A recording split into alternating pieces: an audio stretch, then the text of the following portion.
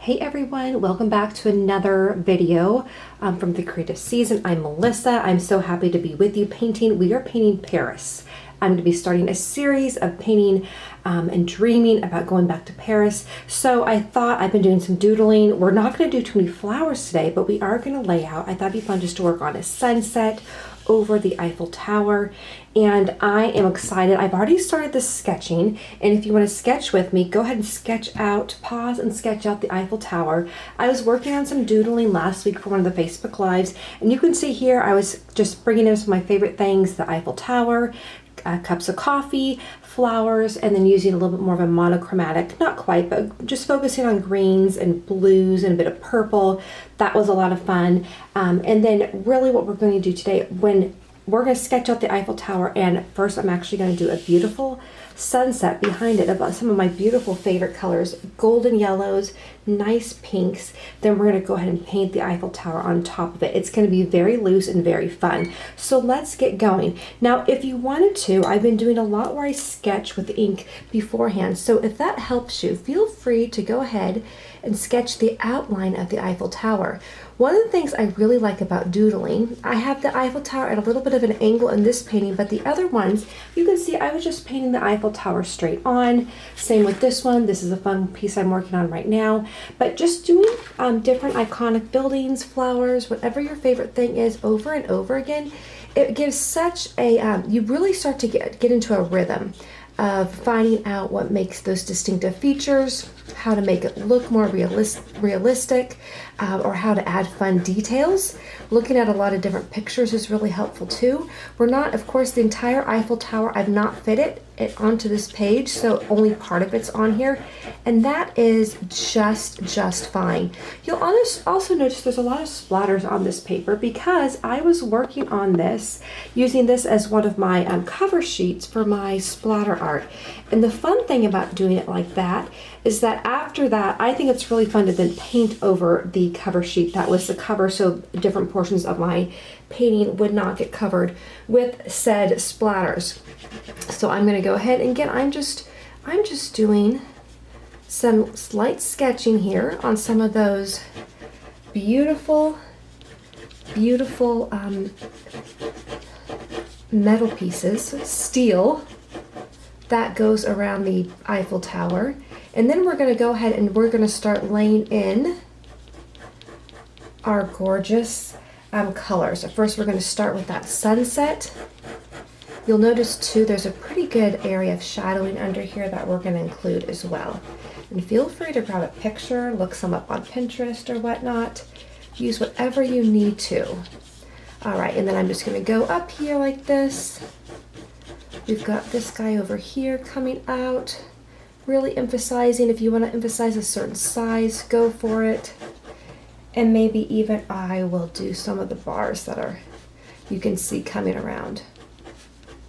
Nothing too depth, but you know, especially for the loose watercolor sketches, it's nice to come around and do a little bit of sketching beforehand, especially when I know I'm going to do this fairly fast and we might have some merging of watercolor. So all right, so we've got that down and I'm pretty happy with that. You'll notice too with Paris, it's interesting, the skyline, the Eiffel Tower really it is such a big building, it sticks straight out in front of the sky. So the sky, I'm going to start laying down some really nice pink, and then I'm going to be laying down that, I have gamboge. If you want to use a cadmium yellow, a medium, that's going to look really nice.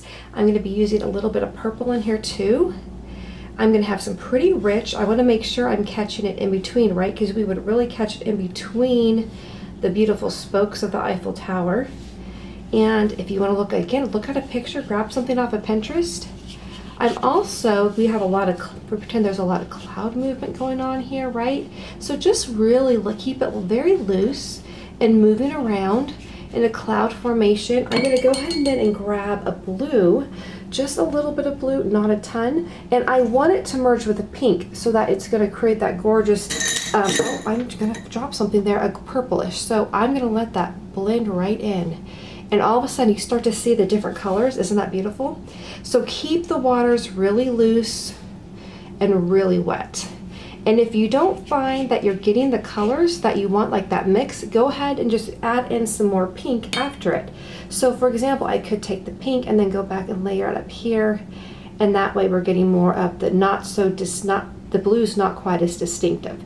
Now too, we're gonna go ahead and then just come around here. If you feel like it's a little bit heavy, there we go. Just merge it around, move it around. I love that, I love that, I love that. Now, let's go ahead and grab our golden. See how fast we're moving? We're moving super, super fast. I'm gonna get my golden. If you wanted to move a tad bit of pink in it, so we have the same color, feel free to do that. And I'm gonna just dip that back into here. And there we go.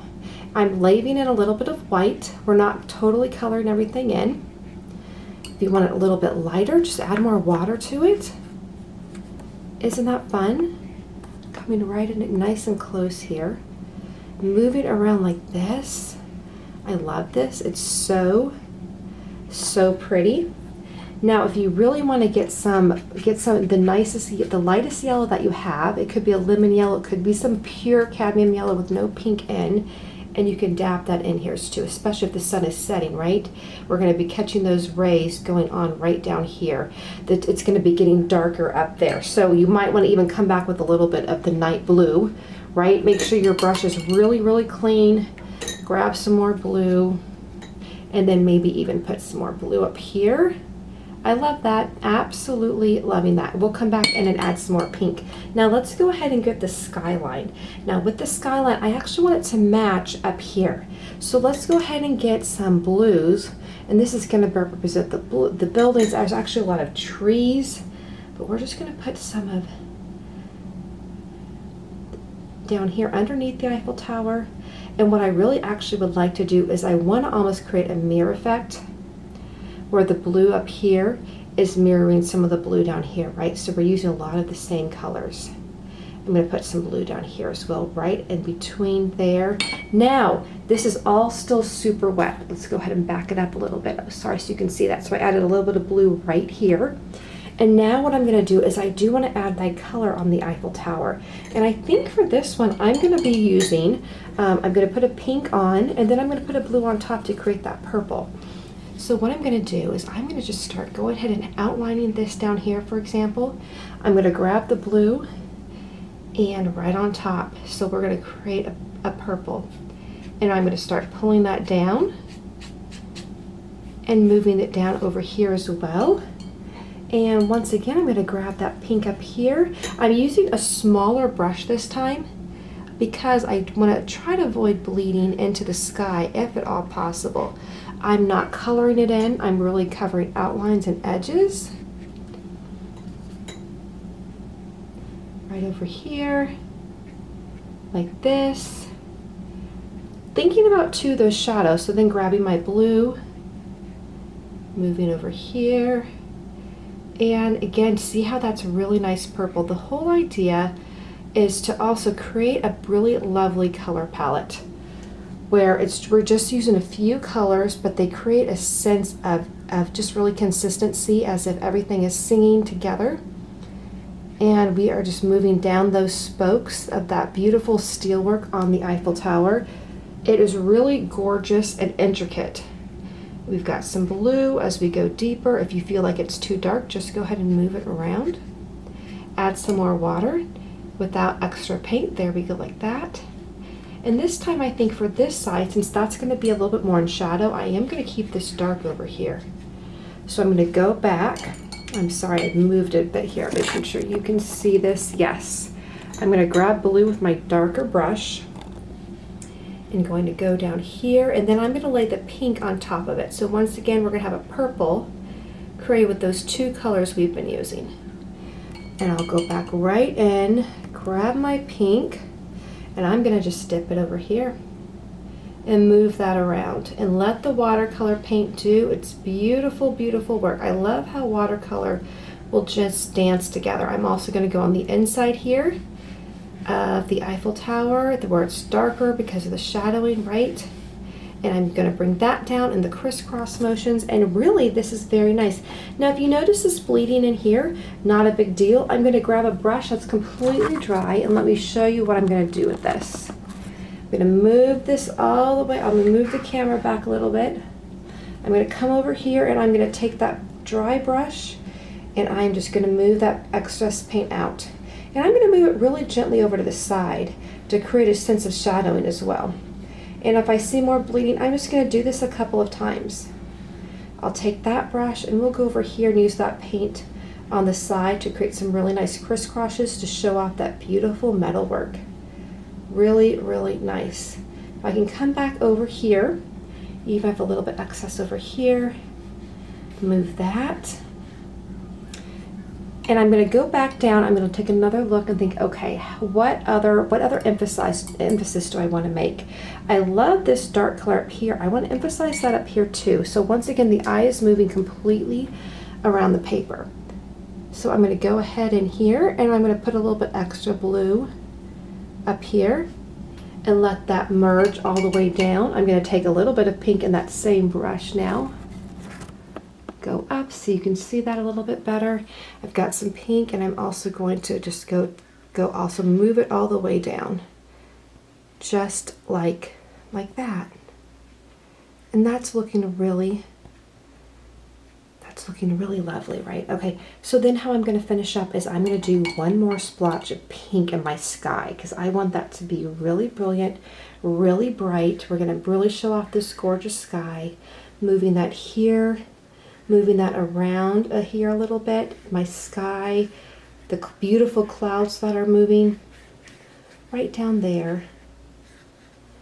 And then I'm going to go back too with my yellow, so that will blend a little bit more.